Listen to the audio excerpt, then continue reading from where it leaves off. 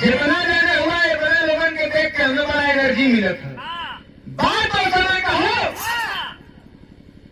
भगवान कृष्ण कौरव से जाके कहलन 5 भाई हुवन, 5 भाई के 5 गांव दे देबा तब वो गुजर बसर कैली हन। लेकिन दुर्योधन मोछ पे तार दे के कलश है एक नैया सुना, बिना लड़ाई का 5 गांव का बात करत हुआ 5 अंगूर जगह न दी। महाभारत की लड़ाई थम गई। भगवान अपने कक्ष में हुवन और भगवान से मिलने के लिए एक तरफ धर्मराज भैया और एक तरफ धर्मराज भैया हुवन और एक तरफ दुर्योधन। भगवान के गुरतारी दुर्योधन खड़ा हुआ हाथ जोड़ के और सिर के पास, क्षमा करे, भगवान के गुरतारी धर्मराज भैया खड़ा हुआ और सिर के पास दुर्योधन खड़ा हुआ।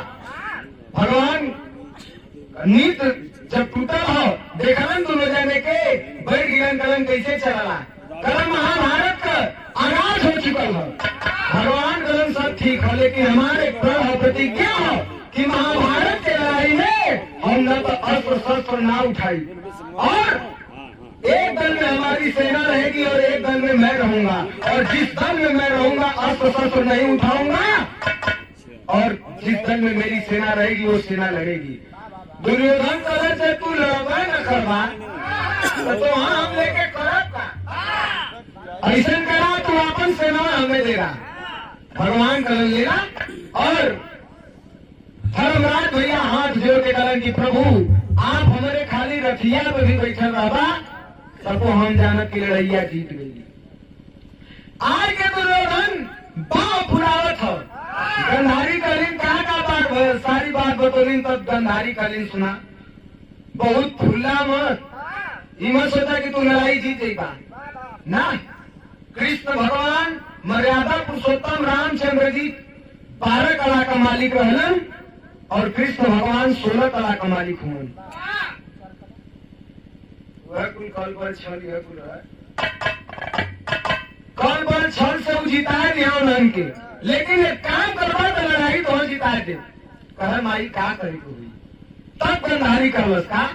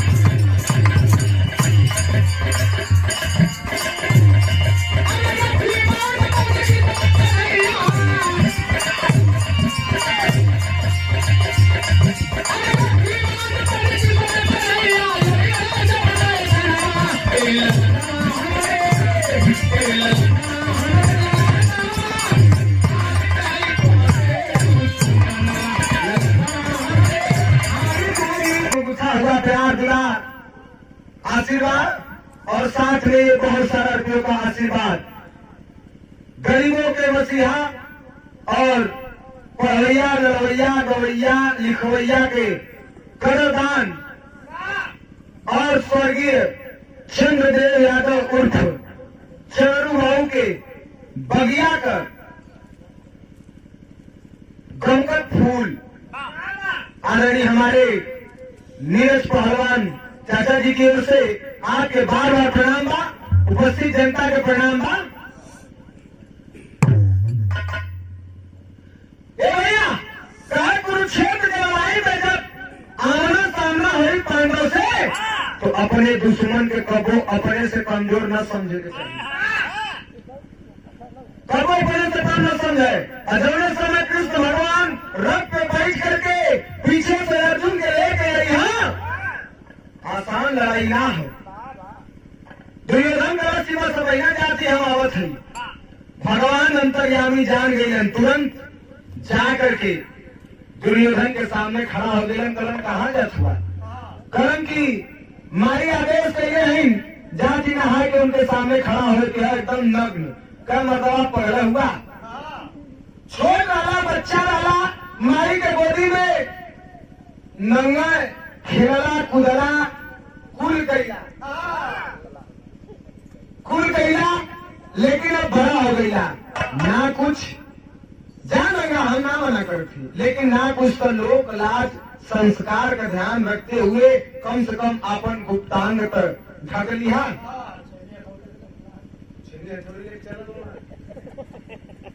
दुर्योधन का कि भगवान बहुत सही याद दिलौला।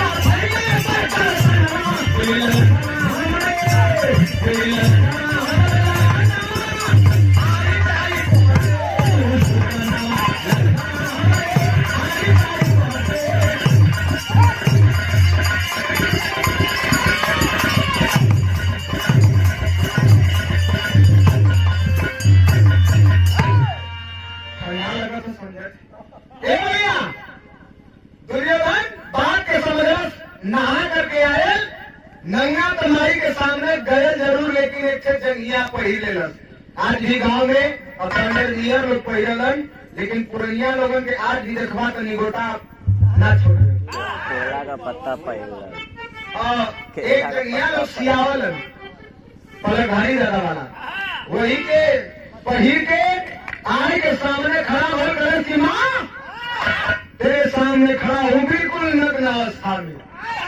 गंधारी के वरदान रहे, गंधारी आंख को पट्टी बांध के हमेशा रहे, ओके वरदान रहे कि अगर नग्न आंख से मतलब पट्टी हटा के नग्न आंख से जेके भी देख ले, जहां जहां ले देखिए उतना ऊपर शरीर वज्र को हो जाये, ऊपर अस्त्र शस्त्र मार पीट कोई चीज का असर ना पड़ी, वज्र हो जाये।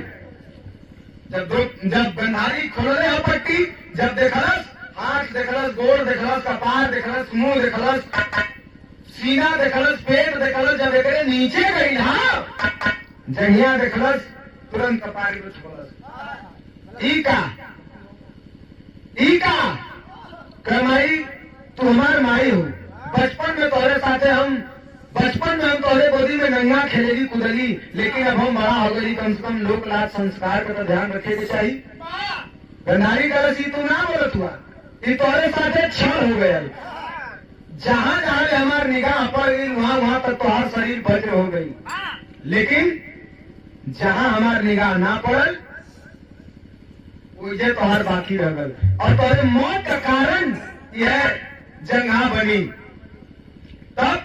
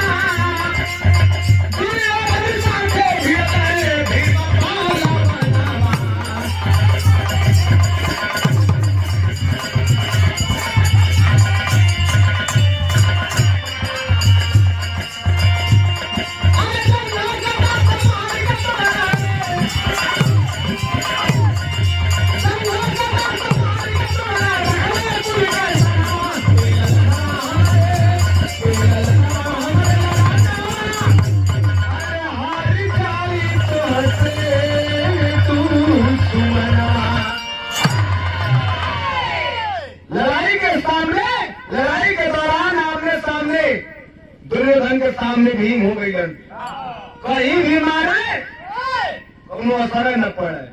भगवान की तरफ जब तकलन तो भगवान एक लकड़िया के लेके इशारा करके बतौलन के ही जंगहुआ पे मार के तोड़ दा। वह कैलन गला से मार के जंगहा के तोड़ देलन और वही मौत का कारण हुआ दुर्योधन का। जब दुर्योधन मरल हो द्रौपदी का सब बहुत खुशी भई। द्रौपदी प्रतिज्ञा कैले रहल, जब समय द्रौपदी के क्षीर हरण भयल वही समय को प्रतिज्ञा कैले रहल कि दुर्योधन के खून से पहले ही केस धोई ओकरे बाद ही श्रृंगार करब, ओकरे खून से आपन केस धोरी। बहुत खुश है। तब